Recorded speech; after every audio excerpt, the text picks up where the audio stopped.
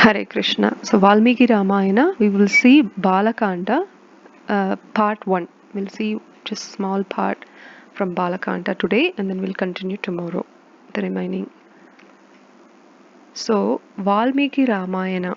So not just Ramayana, for that matter, any Leela, any pastimes of the Lord, the Supreme Lord Krishna, Rama, we see it is always eternal. When Narasimhadev came, Vamanadev came, when they all appeared, it's not just one time they appeared and then disappeared. It's not like that. You know how we see the sun rises in the east and sets up in the west. It does not mean that the sun disappeared from our sight. Um, uh, like that, it is always existing. We know that when it is daytime today here in India, it is nighttime in America, and it is like the previous day. It's a previous day in America, and in Australia it's 4.5 hours ahead. So we know it's a different time zones, but it doesn't mean that okay, sun disappeared in India, okay, it disappeared everywhere also. No, it's not like that. So in the same way, we should understand that Krishna and his pastimes always exist eternally. It's always Nitya, Shashvatam. So we see there are multiple universes. It's not like one universe, it's multiple universes, right? And in multiple universes, his Leela is happening simultaneously. So, for example, universe 1, maybe Krishna Leela is happening, and universe 2, maybe Rama Leela is happening, and universe 3, maybe Vamana Leela is happening. So, different yugas, different universes, it's all recurring, correct? It's all the leelas are recurring in different universes, and the yugas also recurring. So Satya Yuga, Treta, Dwapara and Kali, that's also recurring. So we see that Lord's pastimes are always existing, always eternal. Now, there are two main reasons, right? We always know there are internal reasons why Lord appears, and there are external reasons also why Lord appears. So we see that from the Shastras and from Acharyas, the external reasons it's said from especially from Bhagavad Gita, from the chapter 4.6, chapter 4, sloka 6 to sloka 9, he repeatedly says why he comes.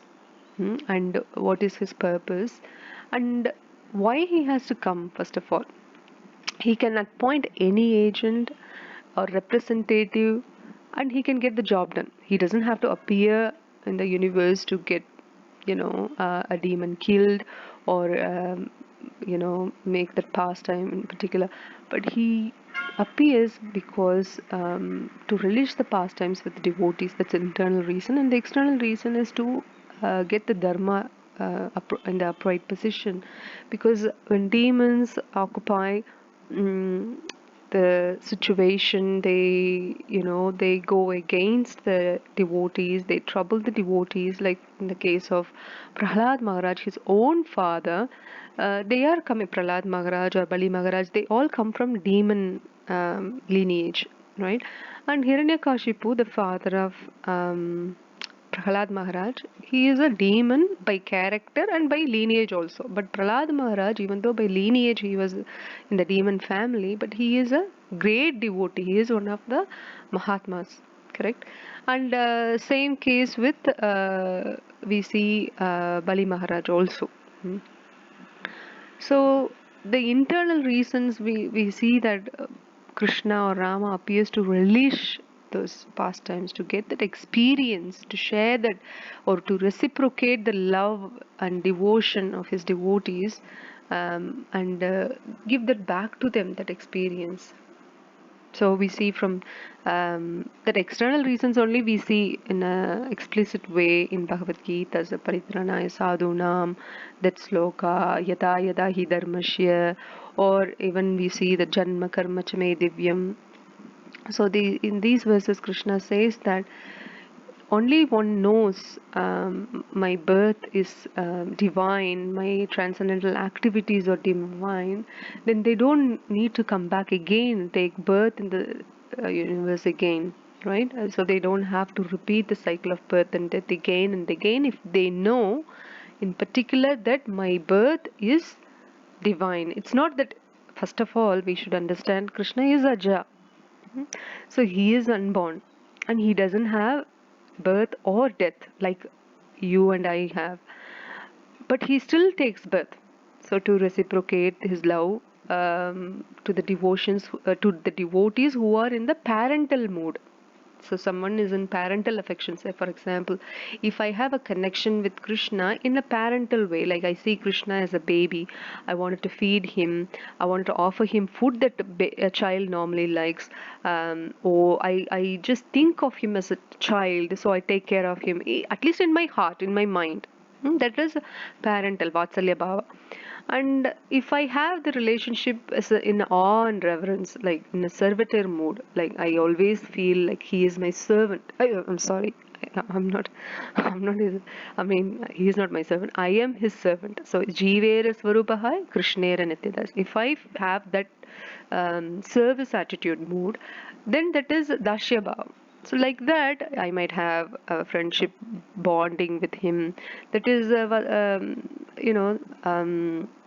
that's a different bhav. Like, what is that? Uh, Dashya, Vatsalya, and conjugal love, that is Madhurya bhav. And yeah, like main rasas, like six rasas mainly. And then there are so many other rasas also, or bhav also, that one can relish in such a mood or relationship with Krishna. And he reciprocates it with us equally. That's no doubt. And we see Kamba Ramayanam existing as well, and Ramayanam, Valmiki's Ramayanam also exists. But what is the difference? So Kamba Ramayanam is written in Tamil by Kambar. So he translated the Sanskrit slokas written by Valmiki into Tamil version, right? Because Kambar is a great poet, so he delivered this version of Kamba Ramayana in a very poetic way. So whenever he describes a character, it is very poetic, but always an underlying aspect would be the devotion, of course, but also the way he describes each and every character, or the scenic views, or the situation, the atmosphere, it would be very in a poetic sense. So that's the main difference, in fact.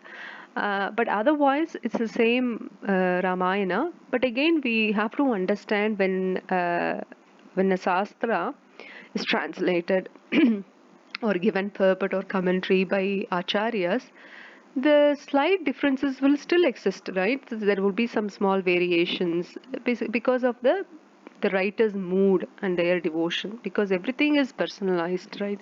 Because your devotion with Krishna could be different from my relationship with Krishna.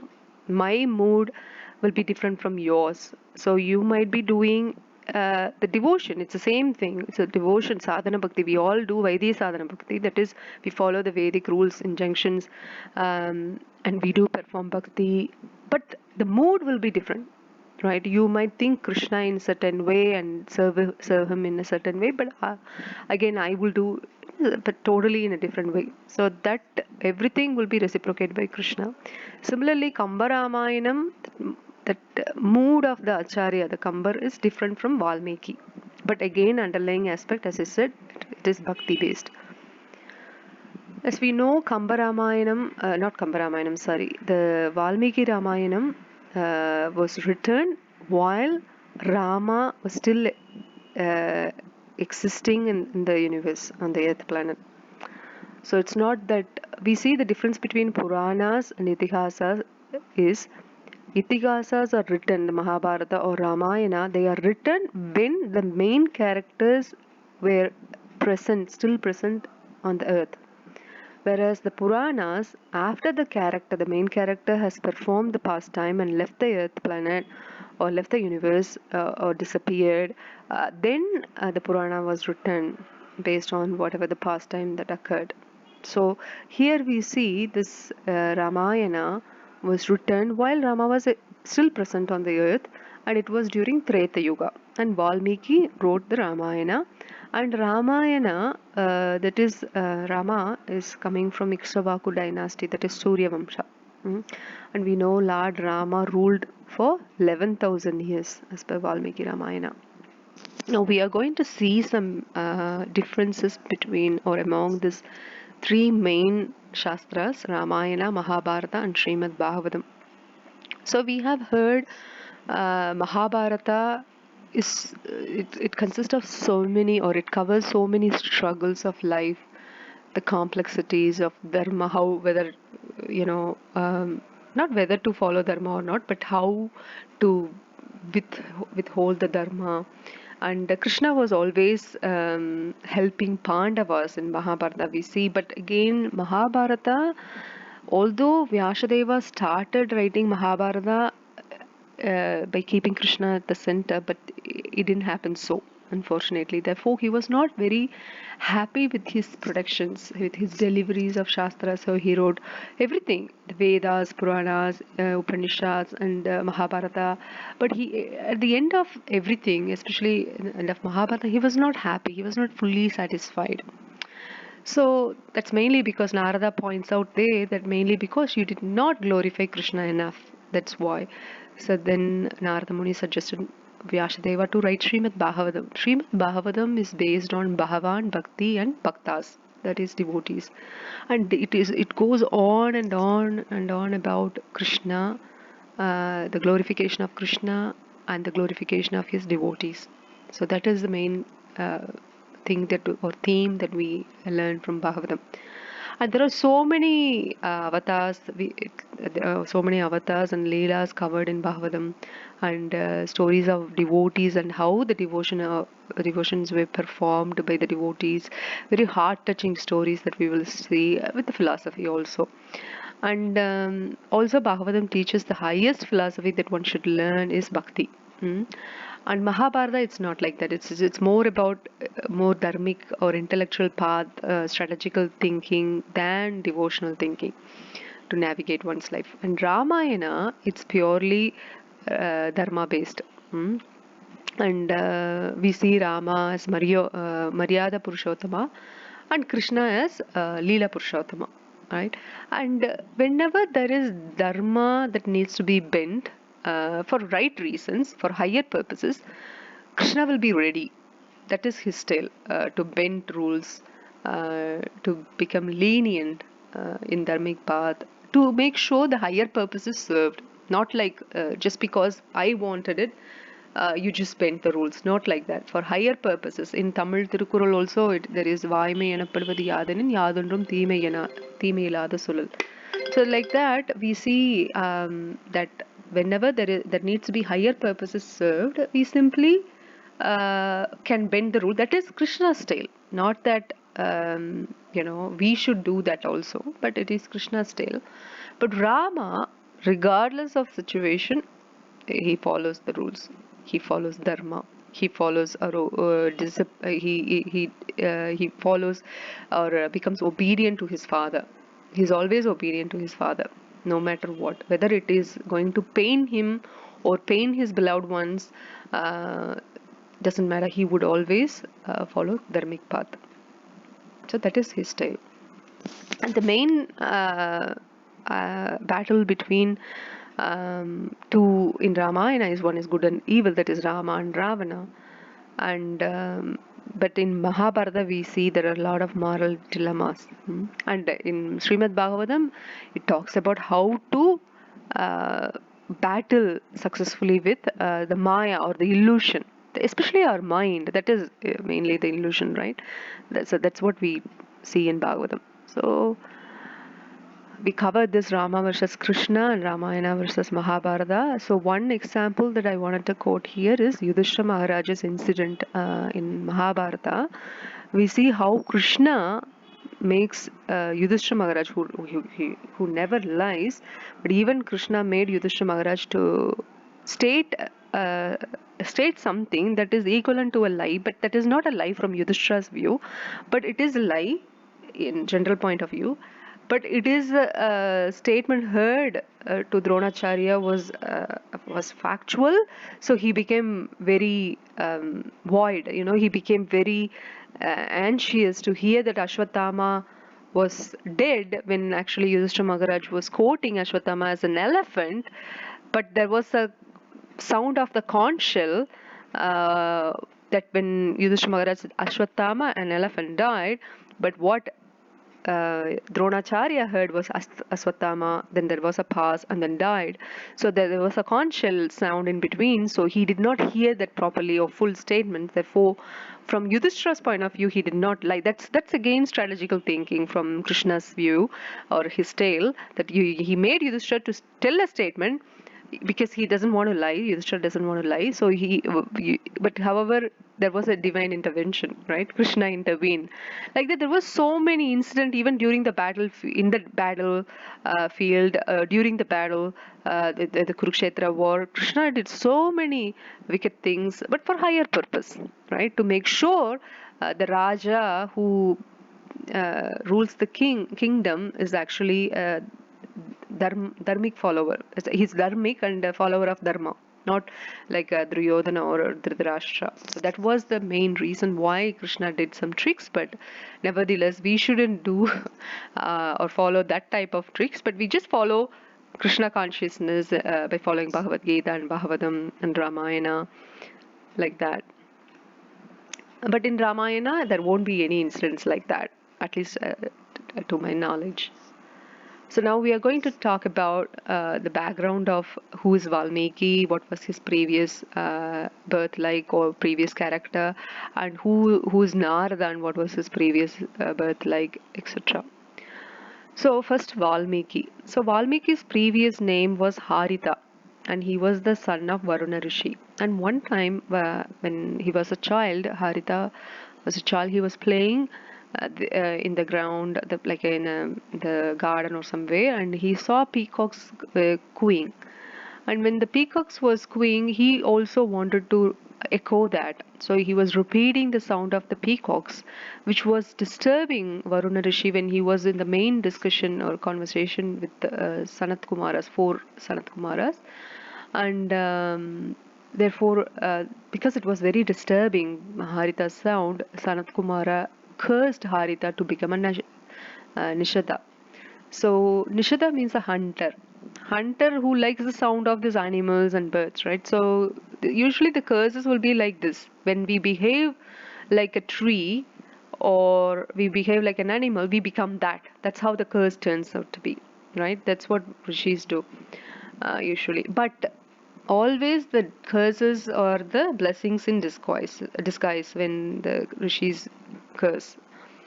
And again in Kali Yuga, the curse, it won't work well because we are not in the level of qualification to curse somebody. But the law of karma will work perfectly well so that we don't have to worry about cursing anybody. As long as we bless everybody, that is fine enough. We don't have to purposely curse because law of karma works in such a way that one will reap their fruits, whether it's good or bad, they will reap at a certain point in time. So we don't have to do anything about it. We just leave that situation. We don't need to go into or get into the loop of that karmic cycle. Otherwise, what happens is when we curse, then we will become the part of that karmic cycle, and then we will have to face that struggle or reap the fruit and repeatedly. So that's why we always, this Acharya says that we should not get into that cycle. So we stay away from that. At least in Kali Yuga, we should do that. So what happened? He was cursed. He became a hunter, and he married a hunter woman and begot children, and he became a dacoit, pretty much. And he was, stealing things from people who are passerbys in the forest, and pretty much he was stealing and robbing and things like that. And one time he he abducted or something like that the Saptarishis, but in other versions of Ramayana it doesn't say so. It says that he was torturing, or he was holding Saptarishis in his clutches. He was torturing them. Saptarishis were warning Valmiki, that is Haritha, that he is committing a sin. He'll have to face the reactions like that. But then the another version where Narada appears in the scene and warns Haritha that he is half killing the animals and enjoying the animals are getting tortured, half killed, and they are, they are in so much in agony. The pain was so much, the animals dying in a desperate condition. So, and seeing this, Haritha was enjoying such a situation. So he always half kills the animals and leaving them there, let them die on their own, in their own time, and then going to the next animal like that. His hunting manners were very cruel. So Narada Muni was warning Haritha that he shouldn't do like this. Either he kill the animals fully or just not kill them at all. What he is doing is more sinful than killing an animal in one go. So Haritha was like, no, whatever I'm doing it for my family, so they will also share my papa. And Narada said, no, it doesn't work like that. You do the papa, you have to face the reactions, not your family members. You personally have to face the reactions. In Shastras, it is said that whatever the wife does, the papa karma, the wife does, that reactions will go to the husband. But when husband does the papa karma, the reactions will not go to wife. So that's there. So meaning, in this case, Haritha has to pretty much face everything, the reactions of his papa. Then Haritha didn't agree. He said, "No, I'm going to go back to my family and ask if they are going to share my papa." So he goes back to his family and asks everybody, and they say, "No, we are not going to share your papa. You are doing it, and you can bring money in any way, but you're choosing this wrong path and you're bringing this money. Then why would we need to share this papa?" So he realized it, and also there was a scene mentioned that when Haritha asks his son in particular whether the son would share the papa, then her son says that no, I wouldn't share. What happens, Daddy, when the king sees you at the time when you're stealing things from somebody, or even you're torturing somebody? What happens then? Then Haritha says, then the king will punish me. The same thing, Daddy. Then why would I need to share the papa when you are the one as the doer, and when the whoever is going to punish you sees the situation, they are going to punish you, not me. Then Haritha understood the situation, and he goes back to Narada and asks, now what do I do? How do I get out of this papa, and what is the atonement or parikaram I have to do? Narada Muni says, just chant the holy names of Ramachandra. At this time, Rama is 1 year old. Just keep that in mind. That's for back of your mind only. It's nothing to do with this right now, but I'm just letting you know at what age this enlightenment of Valmiki is happening is when Rama was 1 year old. So, because some versions of Ramayana says Haritha was so much, he accumulated so many sins, so therefore he was not able to chant the holy name of Ramachandra. So the word Rama doesn't come from his mouth. He was struggling to even chant Rama, 2 syllables, but he can't chant. Other version says that he can't pronounce the letter or syllable Ra. So that's another case. But anyway, well, whatever the case might be, we understand that there is a struggle for Haritha to chant the name Rama.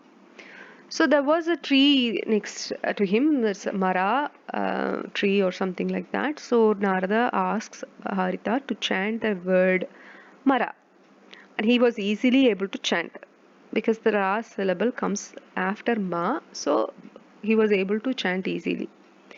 Haritha started chanting Mara, Mara, Mara, Mara. It became Rama automatically. So, because he started relishing the holy names of the Lord, he forgot to eat or drink or sleep, and he started to do like a tapasya without any selfish motivation. So, we see this Hari Bhakta Vilas, there is a sloka, Anya Abhilashita Surnyam, Nana Karmati Anavardam, Hrishikena Hrishikesha Sevana Bhakti Uchete. So, without any other two was Sarvopadi Vinirmuktam Tatparattvena nirmalam Hrishikena Hrishikesha sevanam bhakti ruchyate. That is one verse. Anyabalat isatasunyam. There is another verse. That's a Uttama Bhakti verse. Okay. So that means without any selfish motivation, when one performs bhakti, that is Uttama Bhakti. That is the topmost bhakti. Okay. So that is said in Hari Bhakta Vilas. So from this we see there is no motivation for Harita at this stage, right? So he didn't ask for anything. He thought, yeah, I need to remove my sins. I need to eradicate all my sins. I have accumulated so many impious activities. I need to get rid of them. That is definitely was his initial motivation. But sooner he started chanting the holy name of the Lord, he forgot about everything, right? He just started chanting only with, he didn't have any uh, ulterior motivation behind. So he was standing on one leg, and he raised both of his arms overhead, and he continued to chant for days, and he didn't even realize there was an ant hill over him. The ants started to build a hill, like the termites, over his body. He didn't even realize that. He was always chanting Ma Rama Rama Rama Rama like that. And then one day, but before that, we understand from Shastras again that for Mother Earth, the Bhumi Mata, she hears uh, the situations, whatever that we speak, through her ears, right? The ears are nothing but the ant hills. It is said, whenever we see, wherever we see the ant hills on the earth, that is nothing but the ears of Mother Earth. So it is said. So, and that ant hills are called in Sanskrit Valmika. And because Haritha was raised from Valmika, he becomes Valmiki. So that's how his name came about, and that was the history. And then once he appeared as Valmiki, of course, he got the blessings from Narada, the Brahma, and Narada came there, appeared there, and he gave his blessings. And whenever a great sage appears, you give him, you wash his feet, lotus feet, you give him elevated seat, you give him nice reception, the hospitality, and you offer him nice prasadam, fruits or roots wherever you are, based on your home place where you're situated. If you are in the forest, like Rama was in the forest, so he would offer only fruits and roots to the sages, right? Like in here also, whatever he could, he offered to Narada Muni. And the second thing you would do after you give proper reception to the sage, the next thing you will do what you ask the questions, appropriate questions to imbibe the good qualities within you. Like you will ask about the scriptures, mainly about Bhagavan, bhakti or bhaktas. This is what you will ask about. We would not gossip. When the sage comes, we will not gossip with him. Oh, what happened there? What happened here? No. We straight away go ask what is the highest truth. This is what happened when Parikshit Maharaj met Sukadev Goswami. He asked very inspiring questions from Sukadev Goswami. Parikshit Maharaj asked, it's all Srimad Bhagavatam, it's all about questions and answers only. And Bhagavad Gita also the same thing, questions and answers. When Arjuna became the disciple, Sishyate Ahamam Sadi Mantvam Prapannam, when he surrendered to the Lord, he asked Krishna so many questions. From the beginning itself, he was asking questions only. From the beginning, he was lamenting. He doesn't want to fight and everything. He was complaining. But later on, once he surrendered to the Lord, and Lord also accepted the position of being a guru for Arjuna. Then whatever the questions asked by Arjuna was perfectly answered by Krishna. Same thing happened here also. When Valmiki met Narada Muni, he asked 16 proper questions, perfect questions about who is the absolute truth, who is absolute in this universe present at the moment, and who only follows dharma. Like that, so many nice questions he asked, 16 questions, and for all those questions, only one answer, that is Rama. So Narada Muni thought a minute, because he became so. He showed the symptoms of going to the highest level of bhakti, because whenever you invoke the bhakti in bhakta, or remind Bhakta about Bhagavan or his pastimes or qualities, Nama, Rupa, Guna, Leela, that Bhakta becomes overwhelmed with the memories of Lord or his pastimes, and he becomes almost unconscious. Right? This is the natural symptoms of Bhakta. And that's what exhibited by Narada. And then he answered the question of Valmiki and said the only answer is Rama. And then he narrated Rama's Leela in 32 slokas very shortly. And then he gave his blessings and left the place. And while meditating on this, Valmiki wanted to compose Ramayana. He was thinking like that only because he got that inspiration. And how that became true, whenever we desire something in related to Krishna consciousness, Krishna will make sure it will become true. Okay, so now we will see how Ramayana took shape. So when Valmiki was meditating on what Narada said about Rama, he was walking the Tamasa river banks of the river, and then he sees this hunter, random hunter, and also the before he saw the hunter, he saw these two cranes, the birds. It's called crownsha birds, and these two birds were in the sexual intercourse, and these birds were enjoying at the high topmost, and they were singing also some nice song. And in the material world, it is said this sexual pleasure is the topmost until or unless one come across the bhakti, the taste of bhakti, then they will not have any higher pleasure, right? So that is said in Bhagavad Gita, param dristva nivartate. Okay, so we see that Valmiki is able to see the pleasure that is experienced by these two birds. He was really he was happy to see that there was nothing wrong, so he was happy to see that. But all of a sudden this hunter appeared and killed the male crownsha bird, and then female bird started to weep and to see this deep when they were at the height of the pleasure, immediately the female bird has to experience the depth of the sorrow. The female bird was not able to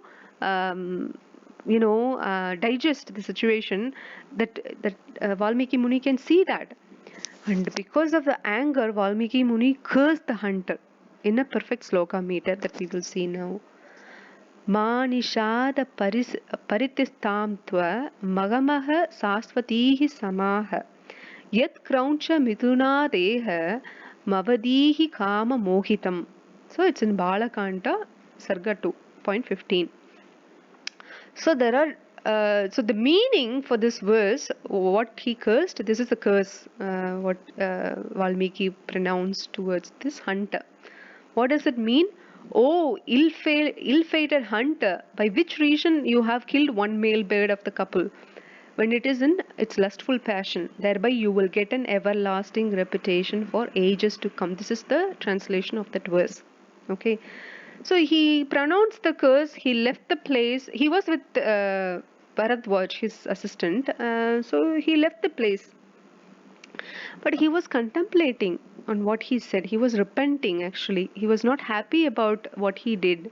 He cursed and due to anger, but as a sage he shouldn't get angry at first of all, right? So you should be able to control your senses, control your emotions. That's the purpose of practicing the celibacy or brahmacharyam or this type of life of a sage. But he did not do that. He was not able to control, but he immediately repented. It is not a problem. See, devotees also gets angry. We see Hanuman gets angry. We see in a while we see how Lakshmana gets angry. Even Rama gets angry, and we see Krishna gets angry. At different situations, at different pastimes, we see these characters getting angry, and there are right reasons, and when there are wrong reasons, immediately the devotees, and of course Rama or Krishna, there is never wrong reasons for them to become angry. They always have whatever they do, it's right only. But for bhaktas, they have this nice quality that whenever they realize it's wrong, they immediately start to repent. So that's a good quality. So when he was repenting, Brahma appeared on his own accord and then said that don't worry, your soka, because of soka, you cursed the hunter. Right? Soka means the distress. Because of the distress, you cursed the hunter. And that actually became a nice sloka with perfect meter. Right? So when you make a sloka in Sanskrit, it has to be in perfect meter, like syllables and four words in one line, two, three words in next line, like that. There should be some order. That meter you should follow. So you perfectly follow the rule, even though it came spontaneously. The sloka came spontaneously. Still, it was perfect meter. So let's say that sloka has become a sloka. Even Valmiki agreed that yes. But now Brahma is saying that is nothing wrong. You can begin your Ramayana, you can compose the Ramayana from that sloka. But Valmiki wonders it's inauspicious. I was cursing a hunter and I was telling bad reputation will come upon you for the rest of the lives, not for the ages to come, not rest of his life, but for the ages to come. But this is not an auspicious start. This is not Mangala. Then what should I do? Then the same sloka, Brahma translates in a different way. He interprets in a different way and tells, "Oh, the abode of goddess Lakshmi, and oh Vishnu, by which act of your killing one male demon named Ravana, who is in his passion abducted Sita, thus you eradicated the vice from the earth. For that you get an everlasting divine sanctity as Rama for ages to come." The same sloka he just interpreted in a different context, telling that Lakshmi and Vishnu came as Rama and Sita and killed the adharma or the evil Ravana, and therefore because he did that, therefore he will be called as Rama for as a everlasting divine sanctity for ages to come.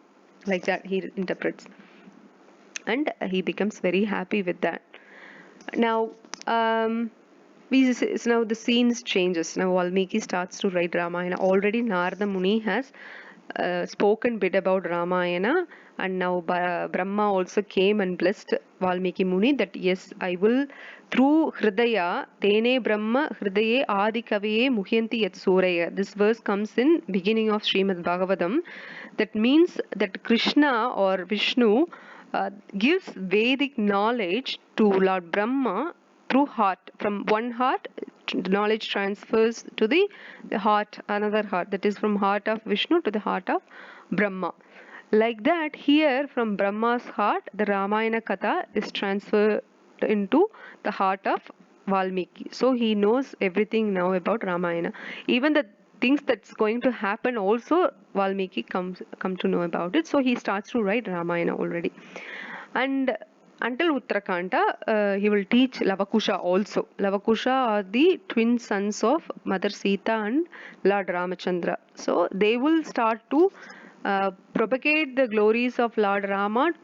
They become traveling preachers. They will go village to village, town to town, and they travel the countries and glorify Ramachandra because they are very nice singers. They are like Gandharvas. Gandharvas are very topmost singers in the heavenly planets, or even the entire universe. They are considered as topmost musicians and singers. So these twin sons Lavakusha, where they have this quality of Gandharvas in music and singing.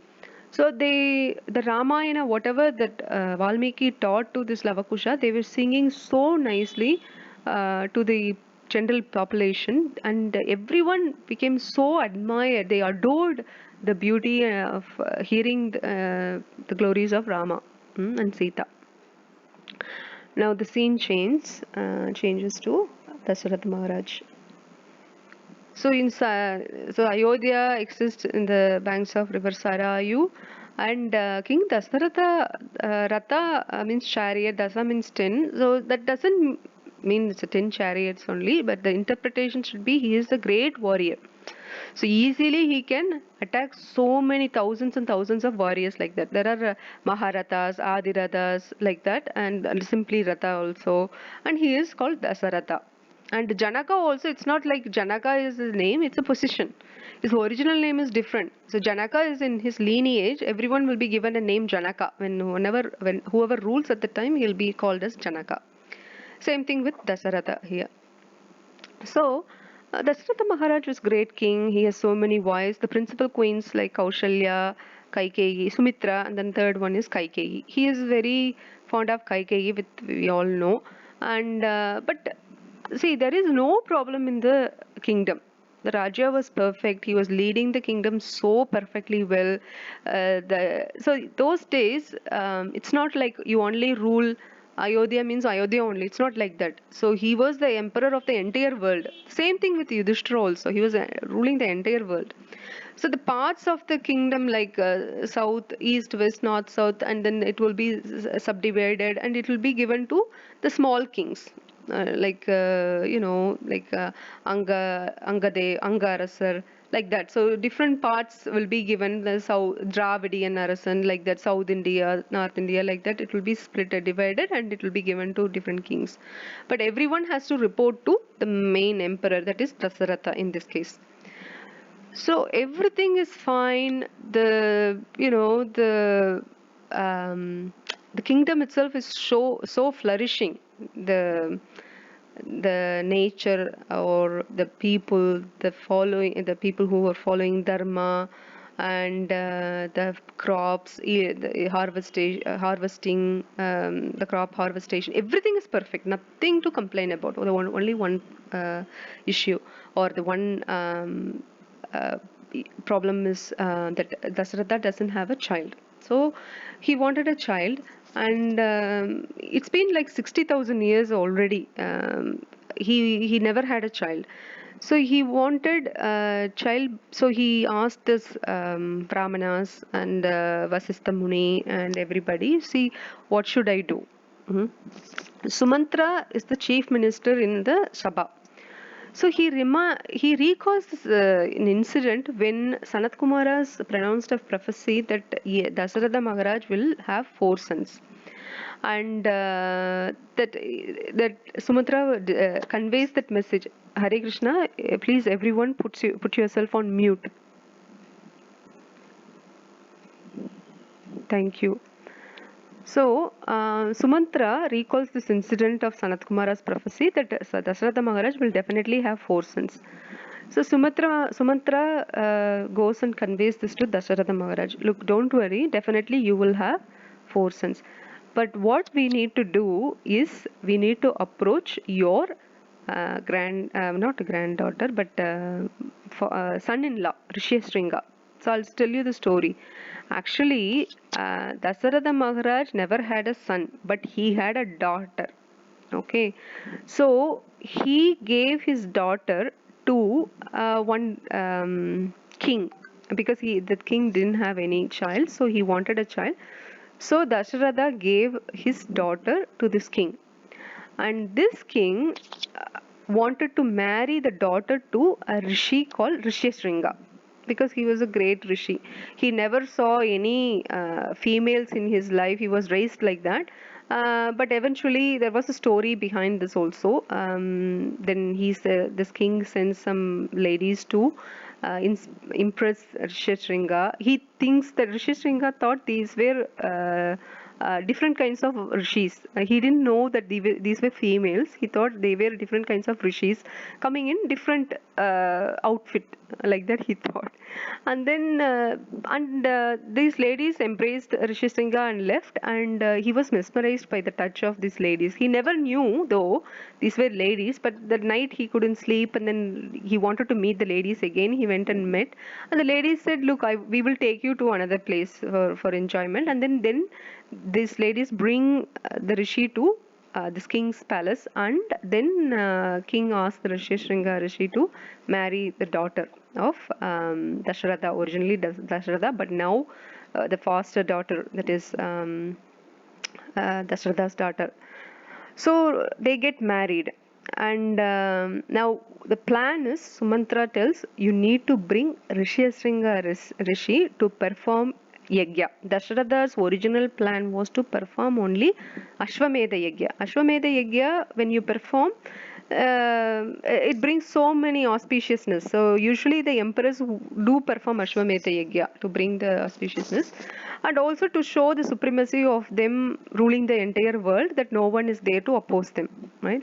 So when they decided to perform Ashwamedha Yagya, Rishishringi came with other rishis, so they started to perform.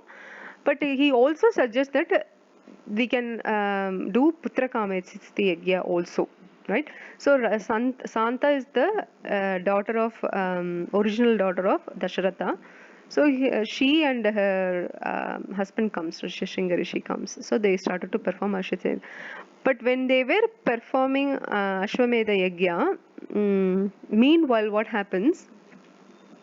The demigods have a complaint about Ravana. He was doing so many atrocities in the on the earth planet and giving troubles to devas also. No one is able to control his atrocities. So they go to Lord Brahma. Usually this is the general protocol. Whenever there is a situation like this, demigods, the Devi Devadas will go to Lord Brahma. They pray to him and ask for some resolution. And Lord Brahma's usual protocol will be like, okay, let's go to Lord Vishnu and say and ask him. So the same thing happened here also. And Brahma also recollects that, look, yes, Ravana did receive some boon, true, not to be killed, like how Hiranyakashipu gets the boon. Similarly, Ravana also gets the boon to become immune to death. But he did not ask for immunity from death at the hands of human beings and monkeys. So he thought they are very insignificant to ask for such kind of boons. So, because he wanted the immunity from the like great Rakshasas or Yakshas or Devi Devadas only. He thought human beings are just a very mere entity, so I'm not going to worry about them. So just give me immunity from these people only, or this certain group of species, not human beings. So Brahma recalled that incident and told demigods. So now they went to Lord Vishnu and explained the situation. And Lord Vishnu said, "Don't worry. Now I take birth as a human. I will appear as an ordinary human being, and I'll incarnate myself as Lord Ramachandra. And Dasaratha and Kaushalya will become my father and mother." Like that they said. So this is another situation happening simultaneously when Yaga is happening in Dasharatha's palace, Ayodhya. Now divine birth happens. So Vishnu Tuta appeared from the Yagya, and now the Ashwamedha Yagya successfully completed. Now Putra Kamesti Yagya also completed. From that Vishnu Tuta appeared because it's related to Vishnu Yaga. So Vishnu Tuta came and he brought a cup of sweet rice and he gave it to Dasharatha Maharaj and said, you divide this sweet rice among three queens, primary principal queens. So this is how the proportion goes. So half of the cup of sweet rice given to Kaushalya, and she gave birth to Lord Ramachandra. So 50% of sweet rice gave to Kaushalya. And 25% was given to Kaikeyi, but she gave half of that 25%, which is 12.5% to Sumitra. Now, Sumitra got 25% already, plus she got 12.5% additional from Kaikeyi. Now she got totally 37.5%. So she gave birth to twins Lakshmana and Satrughna. Before she gave birth to the twins Lakshmana and Satrughna, she waited for Kaushalya to give birth to Rama and Kaikeyi to give birth to Bharata. Why? Sumitra has this higher humility than Kaikeyi because she wanted her children to serve. She wanted two children, so one can serve Rama and another one can serve Bharata. So she gave birth to the twins. So Lakshmana was born to serve Ramachandra. Shatrughna was born to serve Bharata. And these, Lakshmana or Bharata or Shatrughna, these are not ordinary human beings either. These are incarnations of paraphernalia of Lord Vishnu. These brothers are all Vishnu Tattvas, higher Tattvas. That is, Lakshmana is none other than Anantadeva or Adishesha. And Bharata Lakshmana is none other than Balaram. So Adishesha. And Bharata is the Shakra, sorry, Changu, Panchachanya. Krishna's conch has every paraphernalia of Krishna has its own name. So the conch shell of Krishna's is Panchachanya. Panchachanya Hrishikesha. It comes in Bhagavad Gita also. So Panchachanya conch has become Bharata. And Sudarshana Chakra became Shatrugna. And we see Rama's childhood pastime is not so close to Krishna's pastime, because Krishna's childhood pastime goes on like on and on, right? But Rama's childhood pastime is very short in one sense, at least to my knowledge. So there are so many incidents that happens that we wanted to try and cover some of them. So one time what happens, there was a yaga happening. Vashistha Maharaj was ministering that yaga, and he was crawling to this yagashala, and he tried to remove the firewood and throw the firewood. And Vashistha Maharaj knows the divine role of Ramachandra, why he appeared and everything. Vishwamitra also knows. But Dasharatha Maharaj, Kaushalya, because of their Vatsalya Bhav, they try not to think about all that. They always see the child Rama as their own child only, and which is true in this case, because Rama wanted that way only. That is called Yoga Maya. He wanted to cover the original absolute truth from the absolute truth only, because they know they wanted to serve the Lord through parental affection, and Krishna or Rama allows them in that way, right? But Vashistha or Vishwamitra in different mood, in a guru sthana. And also sometimes in on reference, also in the servant mood also. And another time, Dashratha was, Dashratha called this little Rama to come on, Rama, come crawl to me. Then, but when Dashratha also trying to crawl, so the Rama tries to crawl faster than Dashratha.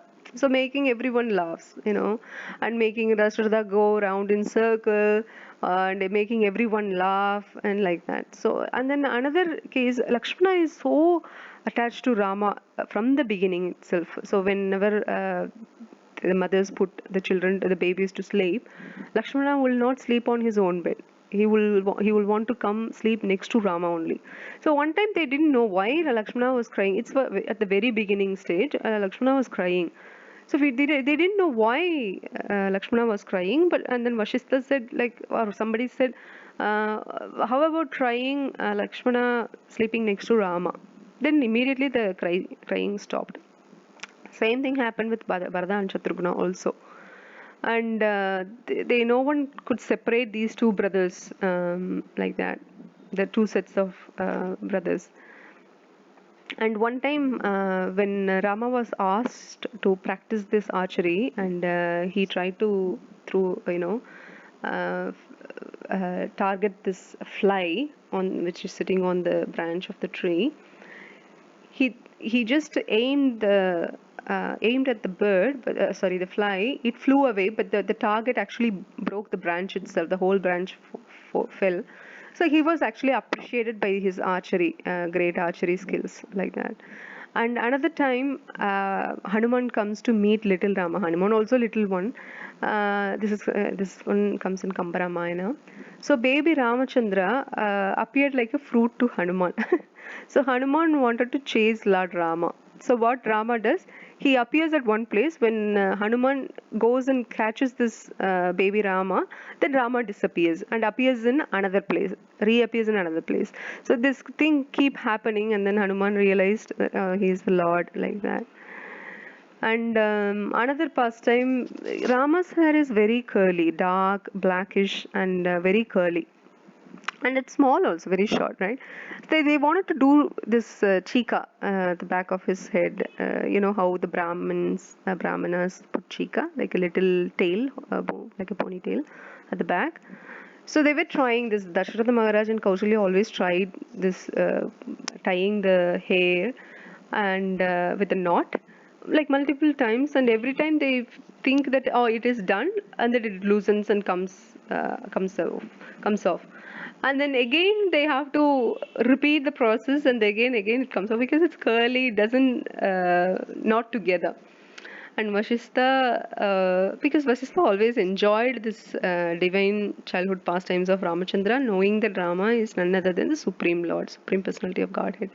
See, he laughs and says, like, how can you bind the one who holds the entire cosmos together like that? He says, but the same statement becomes false in the case of Yashoda Damodar Leela. We see that when Yashoda tries to bind Damodara, after several attempts, finally given by the Lord Krishna gives in and allows Mother Yashoda to tie his belly with a rope. So we stop here and we'll continue from Vishwamitra's appearance at the palace of Dasharatha from tomorrow. Okay, thank you very much. Hare Krishna. Any questions?